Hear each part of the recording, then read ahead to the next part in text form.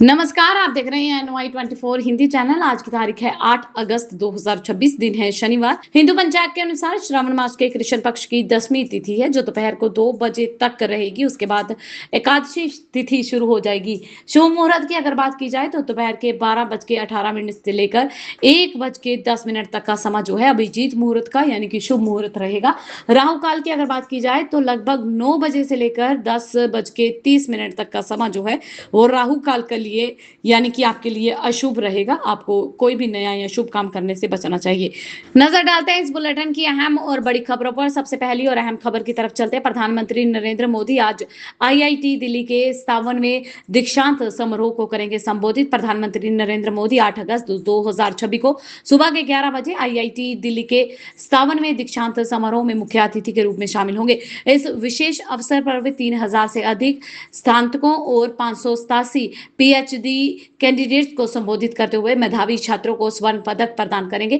इसके साथ ही वे देश की तरक्की और तकनीकी क्षमता को बढ़ावा देने के लिए सोनीपत परिसर में IG संचालित परम प्रज्ञा सुपर कंप्यूटिंग सुविधा का डिजिटल उद्घाटन भी करेंगे। यह कार्यक्रम संस्थान के इतिहास में एक नया मील पत्थर की तरह साबित होगा, जो युवाओं को अनुसंधान के नए अवसर भी प्रदान करेगा। वहीं आज ही के दिन युवाओं की हुंकार। प्रयागराज में छात्र बेरोजगारी के खिलाफ महासम्मेलन होगा।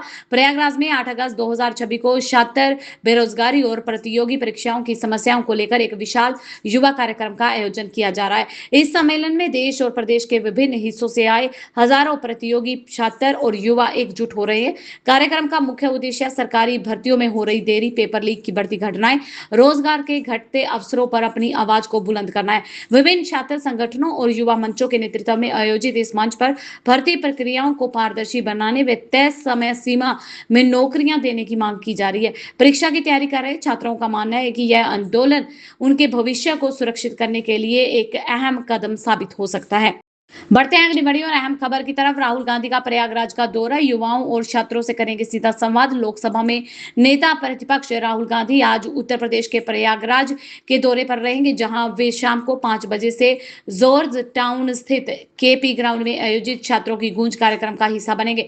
इस विशेष संवाद के कार्यक्रम के दौरान वे युवाओं और छात्रों से सीधे रूबरू होंगे, जिसका मुख्य उद्देश्य देश में शिक्षा व्यवस्था, रोजगार के अवसर और युवाओं के संवैधानिक अधिकारों से जुड़े गंभीर मुद्दों पर खुली चर्चा करना है। वहीं दूसरी तरफ SBI भर्ती 2026 की अगर बात की जाए तो क्लर्क के 1538 पदों पर आवेदन शुरू हो चुके हैं। 27 अगस्त जो है लास्ट डेट रहेगी। स्टेट बैंक ऑफ इंडिया ने जूनियर एसोसिएट यानी कि क्लर्क के 1538 बैकॉन्ग कैंडिडेट्स की भर्ती के लिए योग्य उम्मीदवारों से ऑनलाइन आवेदन पत्र लेने शुरू कर दिए। इस भर्ती प्रक्रिया के तहत बैंकिंग क्षेत्र में सरकारी नौकरियों की तैयारी कर रहे युवाओं के लिए एक अच्छा अवसर माना जा रहा है। इच्छुक कैंडिडेट जो है SBI की आधिकारिक वेबसाइट पर जाकर अपनी पात्रता यानी कि एप्लीकेशन जमा कर सकते हैं और ऑनलाइन ये माध्यम से फॉर्म जमा होंगे। आवेदन करने और फीस जमा करने की जो लास्ट डेट है वो 27 अगस्त 2026 तय की गई है। परीक्षा की तैयारी कर रहे छात्रों को सलाह दी जाती है कि अंतिम समय की तकनीकी दिक्कतों से बचने के लिए समय रहते ही अपना रजिस्ट्रेशन पूरा कर लें। नजर डालते हैं इस बुलेटिन की अगली बड़ी और अहम खबर की तरफ। सुखबीर बादल की PM नरेंद्र मोदी से मुलाकात। पंजाब में अकाली भाजपा गठबंधन की अटकलें तेज हो गई हैं। केजरीवाल का नया तंज सामने आया है। संसद भवन में श्रोमणी अकाली दल के अध्यक्ष सुखबीर सिंह बादल और प्रधानमंत्री नरेंद्र मोदी की हालिया मुलाकात ने 2027 के पंजाब विधानसभा चुनावों से पहले दोनों पुराने सहयोगियों के फिर से एक साथ आने पर राजनीतिक चर्चाओं को हवा दे दी है। हालांकि अकाली नेताओं का कहना है कि यह बैठक राज्य की कानून व्यवस्था व अन्य गंभीर मुद्दों को लेकर की गई थी, लेकिन विपक्षी दलों ने इस पर तुरंत राजनीतिक घेराबंदी करनी शुरू कर दी है। आम आदमी पार्टी के संयोजक अरविंद केजरीवाल ने सोशल मीडिया पर संभावित गठबंधन पर तीखा तंज कसते हुए लिखा कि नाना करते प्यार तुम्ही से कर बैठे। वहीं दूसरी तरफ दिल्ली कैबिनेट में प्राइवेट यूनिवर्सिटी बिल को मिली मंजूरी। लोकल स्टूडेंट्स को मिलेगा 25% तक रिजर्वेशन। दिल्ली सरकार की कैबिनेट ने प्राइवेट यूनिवर्सिटी बिल को मंजूरी दे दी है। इस बिल का उद्देश्य निजी विश्वविद्यालय की स्थापना और संचालन के लिए स्पष्ट कानूनी ढांचा तैयार करना है। नए प्रावधानों के तहत सरकार अधिसूचना जारी कर निजी विश्वविद्यालय खोलने की अनुमति दे सकेगी। सभी विश्वविद्यालयों को UGC और अन्य नामांकन संस्थानों में मानकों का पालन करना होगा और वे किसी भी अन्य कॉलेज को एफिलिएशन नहीं दे सकेंगे। और बिल में स्थानीय छात्रों के लिए 25% तक संरक्षण यानी कि आरक्षण का प्रावधान भी रखा गया है। इसके अलावा विश्वविद्यालय स्थापित करने के लिए प्रयोजक संस्था के पास कम से कम 30 वर्ष की वैध भूमि या फिर लीज पर हो या आधुनिक शैक्षणिक सुविधाएं और यूजीसी मानकों के अनुरूप शिक्षकों की नियुक्ति करना भी अनिवार्य होगा। अब बात करते हैं मेरठ की। तो मेरठ में शिव भक्तों पर पुष्प वर्षा करेंगे सीएम योगी। शिव भक्तों की आस्था के सम्मान के लिए प्रतिबद्ध है सरकार। मुख्यमंत्री योगी आदित्यनाथ ने शनिवार को मेरठ पहुंचकर कांवड़ यात्रा में शामिल शिव भक्तों पर पुष्प वर्षा करने की बात कही है। वह हिडन से मेरठ तक कांवड़ मार्ग का हवाई सर्वेक्षण कर सुरक्षा, यातायात और प्रशासनिक व्यवस्थाओं का जायजा भी लेंगे। मोदीपुरम में आयोजित कार्यक्रम को लेकर प्रशासन ने कड़ी सुरक्षा व्यवस्था की है। कांवड़ मार्ग पर चिकित्सा शिविर, पेयजल, विश्राम स्थल और स्वच्छता की विशेष व्यवस्था की गई है। सरकार ने इसे शिव भक्तों की आस्था के समान और सुरक्षित कांवड़ यात्रा के प्रति अपनी प्रतिबद्धता का प्रतीक बताया है। अगली बड़ी खबर हरिद्वार से आ रही है, जहां दरियापुर के पास कावड़ खंडित होने पर हंगामा हो गया। कावड़ियों ने युवक को पीटा और पुलिस ने संभाली स्थिति। हरिद्वार के भगवानपुर बाईपास मार्ग पर दरियापुर के पास शुक्रवार शाम को एक राहगीर का पैर गलती से सड़क किनारे रखी कावड़ से जा टकराया, जिससे कावड़ खंडित हो गई और इसके बाद कुछ कावड़ियों ने हंगामा कर दिया। राहगीर का पीछा कर उसके साथ मारपीट की सूचना मिलते ही पुलिस मौके पर पहुंची। घायल युवक को सुरक्षित निकालकर उसे उपचार के लिए भेज दिया गया। कावड़ियों को समझाकर शांत करवाया गया। इसके बाद उनकी यात्रा को दोबारा से शुरू करवाया गया। अब बात करते हैं वेदर अपडेट की। 8 अगस्त की अगर बात की जाए तो देश के 26 राज्यों में मानसून का महा अलर्ट जारी किया गया है। दिल्ली, यूपी समेत कई इलाकों में मूसलाधार बारिश की चेतावनी दी गई है। भारतीय मौसम विज्ञान विभाग की अगर बात की जाए तो आज ही के दिन को देश के 26 राज्यों में भारी बारिश और अत्यधिक भारी बारिश का ऑरेंज और रेड अलर्ट जारी किया गया है। बंगाल की खाड़ी में बने कम दबाव के क्षेत्र व सक्रिय मानसून ट्रफ के कारण दिल्ली, एनसीआर, उत्तर प्रदेश, बिहार, राजस्थान, मुंबई समेत कई हिस्सों में सुबह से ही मूसलाधार बारिश और गरज के साथ तेज बौछारें पड़ने की संभावना है। उत्तर प्रदेश, बिहार के कई जिलों में आकाशीय बिजली गिरने की चेतावनी दी गई है, जबकि राजस्थान में 65 किलोमीटर प्रति घंटे की रफ्तार से तेज हवाएं चलने का अनुमान लगाया जा रहा है। इसके साथ ही मौसम विभाग ने हिमाचल प्रदेश और उत्तराखंड के पहाड़ी क्षेत्रों में फ्लैश फ्लड यानी कि अचानक बाढ़ और लैंडस्लाइडिंग के गंभीर खतरे को देखते हुए स्थानीय लोगों और पर्यटकों से सुरक्षित स्थानों पर रहने और अनावश्यक यात्रा से बचने की सलाह दी है। अब बात करते हैं अगली बड़ी और अहम खबर की। दरिया बना दिल्ली का एमबी रोड, वायुसेनाबाद में भरा 3 से 4 फीट तक का पानी। ओखला मोड़ से खानपुर तक भी ट्रैफिक पूरी तरह ठप नजर आया। दिल्ली में हुई तेज बारिश के बाद दक्षिण दिल्ली के महारोली बदरपुर यानी कि एमबी रोड की अगर बात की जाए तो भारी जल भराव हो गया, जिससे ओखला मोड़ से खानपुर तक का यातायात पूरी तरह प्रभावित रहा है। वायुसेनाबाद के पास से 3 से 4 फीट तक का पानी भरने से बाइक, ऑटो व अन्य वाहन बीच रास्ते में ही बंद हो गए, जबकि कई लोगों को लंबा डायवर्जन लेना पड़ा। जल भराव का असर ओखला मोड़, संगम विहार, दवेली और अंबेडकर नगर समेत कई आसपास के इलाकों में देखने को मिला है। बारिश के बाद सड़कें जो है पानी में डूबने से दिल्ली का जल निकासी व्यवस्था एक बार फिर से सवालों के घेरे में खड़ा हो गया है। रुक करते हैं अगली बड़ी और अहम खबर का। 15 अगस्त से पहले दिल्ली मेट्रो में बढ़ेगी सुरक्षा। 9 से लेकर 16 अगस्त तक यात्रियों को अतिरिक्त समय लेकर निकलने की सलाह दी गई है। स्वतंत्रता दिवस के मद्देनजर दिल्ली मेट्रो ने 9 से लेकर 16 अगस्त तक सभी स्टेशनों पर सुरक्षा जांच कड़ी करने की सुरक्षा की है। डीएमआरसी के अनुसार सीआईएसएफ द्वारा सघन जांच के चलते खासकर पीक आवर्स में लंबी कतारें लग सकती है। यात्रियों को सलाह दी गई है कि वे यात्रा के लिए अतिरिक्त समय लेकर घर से निकलें और सुरक्षा जांच के दौरान सुरक्षा कर्मियों का सहयोग दें ताकि यात्रा सुचारू रूप से जारी रह सके। अगली बड़ी खबर झारखंड से आ रही है, जहां जेपीएससी जेएसएससी विवाद पर बात की जाए तो सरकार और छात्रों की पहली वार्ता बेनतीजा रही है। सीबीआई जांच पर फैसला टला हुआ है। आंदोलन रहेगा जारी। झारखंड में जेपीएससी जेएसएससी समेत विभिन्न भर्ती परीक्षाओं में कथित अनियमितताएं और पेपर लीक मामले की अगर बात की जाए तो सीबीआई जांच की मांग को लेकर चल रहे छात्र आंदोलन के बीच सरकार और छात्र प्रतिनिधि मंडल के बीच में पहली औपचारिक बैठक जो है वो सकारात्मक माहौल में हुई है। करीब 2 घंटे तक चली इस बैठक में छात्रों की विभिन्न मांगों पर चर्चा की गई, लेकिन सीबीआई जांच के मुद्दों पर कोई भी अंतिम निर्णय नहीं हो सका। इसलिए छात्र नेता रविंदर पासवान ने कहा कि बातचीत सकारात्मक रही है, सरकार ने उनकी मांगों को गंभीरता से सुना है, लेकिन अंतिम फैसला मुख्यमंत्री हेमंत के साथ होने वाली अगली बैठक में लिया जाएगा। इसलिए उन्होंने स्पष्ट किया कि जब तक सीबीआई जांच की मांग पर ठोस निर्णय नहीं होता तब तक उनका आंदोलन जो है वो जारी रहेगा। बढ़ते हैं अगली बड़ी और अहम खबर की तरफ। मक्का समझौते पर सऊदी, पाकिस्तान और तुर्की का हस्ताक्षर। भारत की पैनी नजर है, आखिर क्यों बना है यह नया गुट। पश्चिमी एशिया के बढ़ते तनाव के बीच में सऊदी अरब, पाकिस्तान और तुर्की ने मक्का में आयोजित रक्षा शिखर सम्मेलन के दौरान मक्का पैक्ट नामक त्रिपक्षीय रक्षा समझौते पर हस्ताक्षर कर दिए हैं। इस समझौते के तहत किसी एक सदस्य क्षेत्र पर सशक्त हमला तीनों देशों पर हमला माना जाएगा। संयुक्त बयान के अनुसार इनका उद्देश्य सुरक्षा सहयोग को मजबूत करना, संयुक्त रक्षा समितियों का विकास करना और बाहरी खतरों से मिलकर निपटना है। समझौते के तहत पाकिस्तान और तुर्की जो है उन्नत हथियार व ड्रोन विकसित करेंगे, जबकि सऊदी अरब इसमें निवेश करेगा।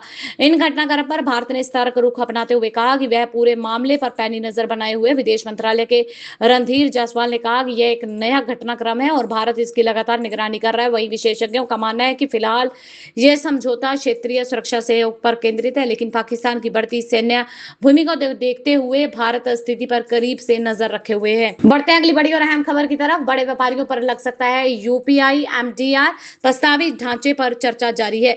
यूपीआई भुगतान प्रणाली पर मर्चेंट डिस्काउंट रेट यानी कि एमडीआर लागू करने को लेकर सरकार और भुगतान उद्योग के बीच में नए ढांचे पर विचार किया जा रहा है। सूत्रों के अनुसार प्रस्तावित व्यवस्था के तहत केवल बड़े व्यापारियों से लगभग 0.04% एमडीआर लिया जा सकता है, जबकि छोटे व्यापारियों और ग्राहकों पर इसका कोई अतिरिक्त शुल्क नहीं लगाया जाएगा। सरकार का उद्देश्य डिजिटल भुगतान व्यवस्था को मजबूत बनाना, भुगतान सेवा प्रदाताओं के लिए टिकाऊ मॉडल तैयार करना है। हालांकि इस प्रस्ताव पर अभी तक अंतिम फैसला नहीं हुआ। संबंधित विधायी प्रक्रियाएं पूरी होने, एनपीसीआई की अगुवाई वाली समिति की सिफारिशों के बाद ही इस संबंध में अंतिम निर्णय लिया जा सकता है। बढ़ते हैं अगली बड़ी और अहम खबर की तरफ। अतीक के दोनों बेटों को मिली पैरोल, भाई के जनाजे में होंगे शामिल। इलाहाबाद हाई कोर्ट ने मानवीय आधार पर कड़े सुरक्षा घेरे के बीच में माफिया अतीक अहमद के जेल में बंद बेटों अली अहमद और मोहम्मद उमर को उनके छोटे भाई अबान अहमद के जनाजे में शामिल होने के लिए पैरोल दे दी है।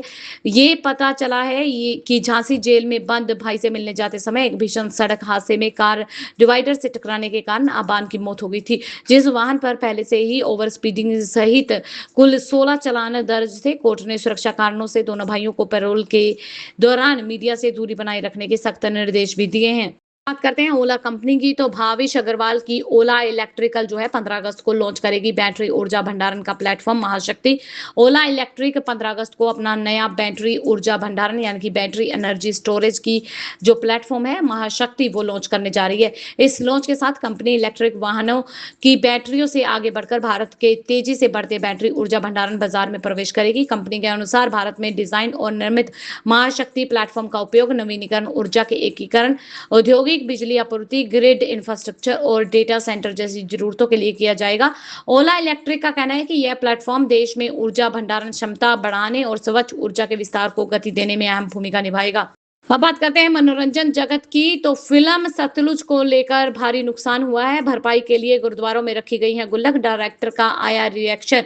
जसवंत सिंह खालरा के जीवन पर आधारित दिलजीत दोसांझ अभिनीत फिल्म सतलुज, जिसका पहले नाम पंजाब 95 था, उसको रिलीज के बाद अपेक्षित व्यावसायिक सफलता न मिलने के कारण निर्माताओं को भारी आर्थिक नुकसान हुआ है। इसी बीच कुछ गुरुद्वाराओं ने फिल्म के नुकसान की भरपाई के लिए सब खुद से यानी कि सर्व इच्छा से दान एकत्रित करने हेतु गुल्लक रखे जाने की खबरें सामने आ रही हैं। इस फिल्म पर फिल्म के निर्देशक हनी त्रैहान ने प्रतिक्रिया देते हुए कहा कि दर्शकों से मिला प्यार और समर्थन उनके लिए सबसे बड़ी पूंजी है।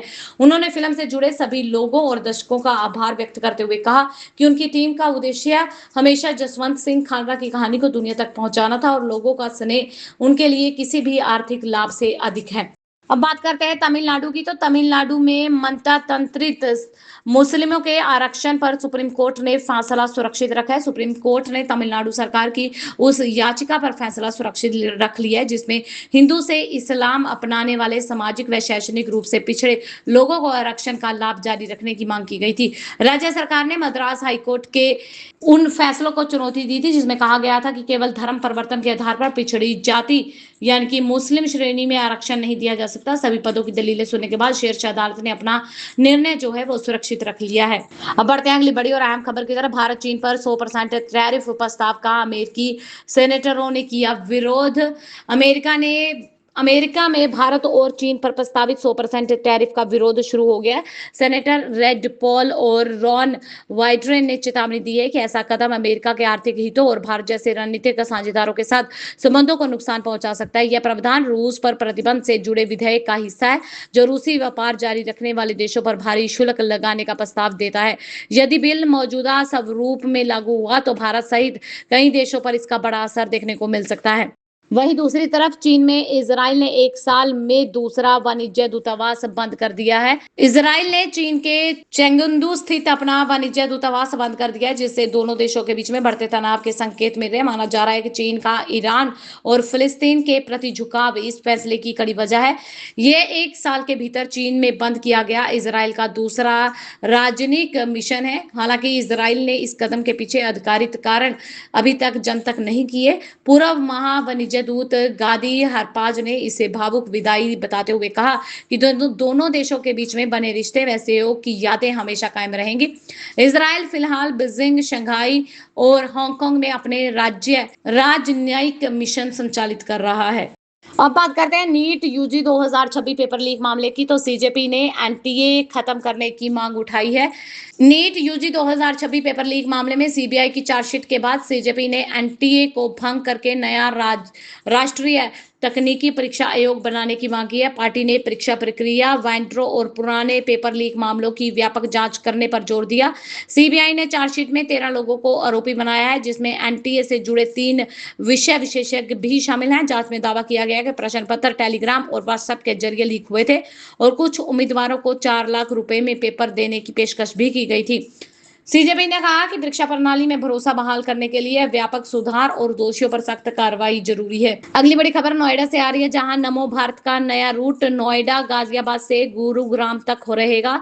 सिद्धार्थ विहार सूरजपुर से दनकौर जेवर तक दौड़ेगी high speed rapid rail. Noida international airport को गुरुग्राम, फरीदाबाद, गाजियाबाद से जोड़ने वाले 64 किलोमीटर लंबे नमो भारत यानी कि रैपिड रेल कॉरिडोर की डीपीआर को मंजूरी मिल गई है। अब इसे उत्तर प्रदेश सरकार और फिर केंद्र सरकार की स्वीकृति के लिए भेजा जाएगा। करीब 19,390 करोड़ रुपए की लागत वाली इस परियोजना में 7 नमो भारत स्टेशन और 15 मेट्रो स्टेशन बनाए जाएंगे। यह हाई स्पीड कॉरिडोर सिद्धांत विहार, सूरजपुर, ग्रेटर नोएडा, दनकौर होते हुए जेवर एयरपोर्ट तक पहुंचेगा, जबकि दूसरी ओर फरीदाबाद गुरुग्राम को भी जोड़ेगा। सूरजपुर इस परियोजना का प्रमुख इंटरचेंज हब होगा और इस कॉरिडोर के शुरू होने से दिल्ली एनसीआर में तेज, सुगम और बेहतर कनेक्टिविटी मिलेगी।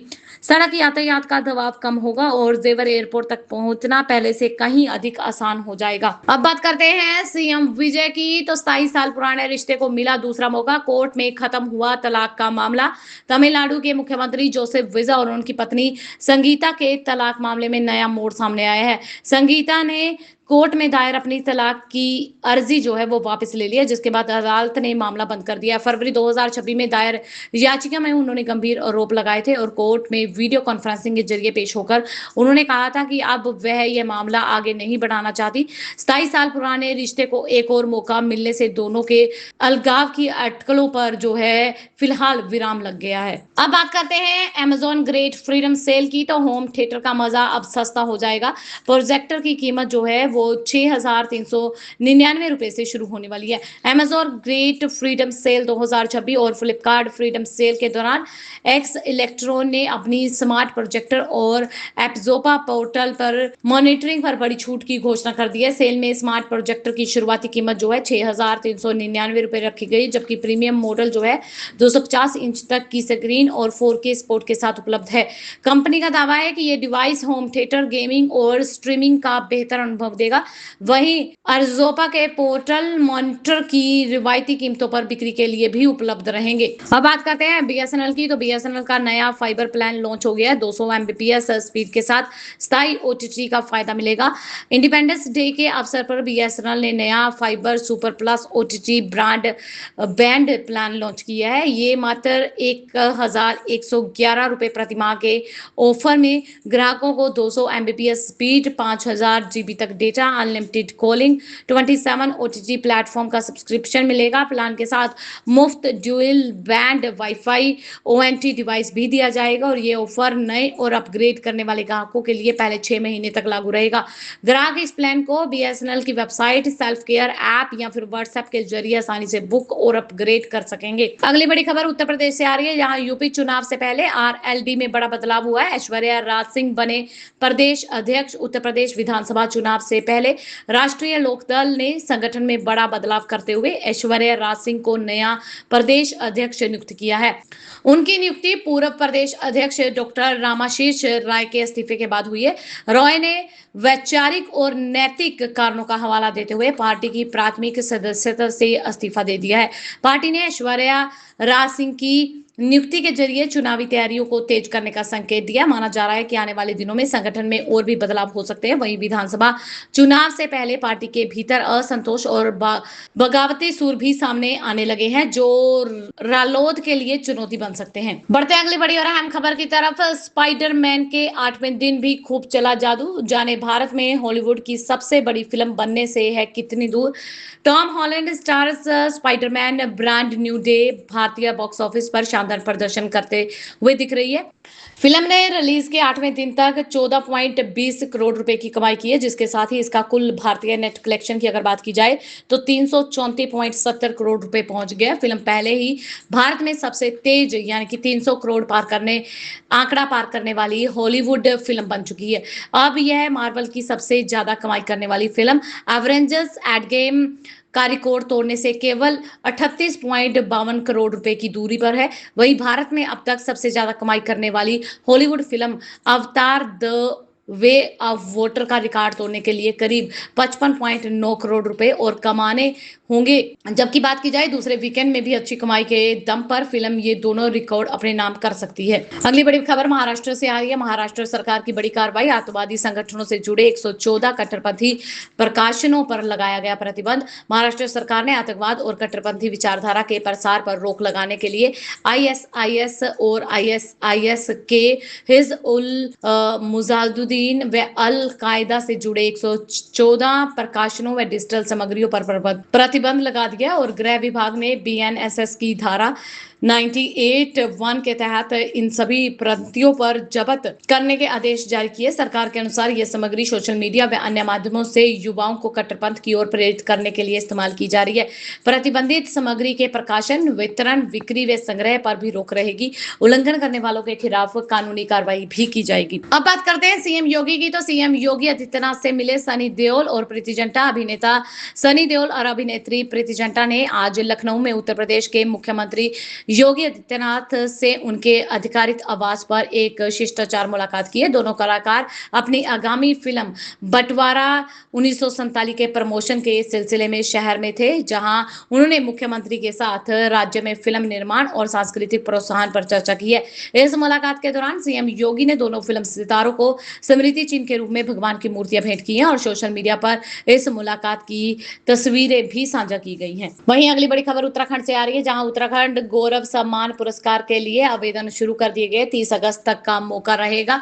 उत्तराखंड सरकार ने उत्तराखंड गौरव सम्मान पुरस्कार 2026 के लिए आवेदन प्रक्रिया शुरू कर दी है। यह सम्मान उन व्यक्तियों को दिया जाएगा जिन्होंने अपने उल्लेखनीय कार्यों से राज्य का नाम राष्ट्रीय व अंतर्राष्ट्रीय स्तर पर गौरवान्वित किया हो और उत्तराखंड के विकास में योगदान दिया हो। आवेदन की अंतिम तिथि जो है वो 30 अगस्त तक की रहेगी। इच्छुक कैंडिडेट निर्धारित प्रारूप में आवेदन भरकर संबंधित जिलाधिकारी से सत्यापन कर सकते हैं।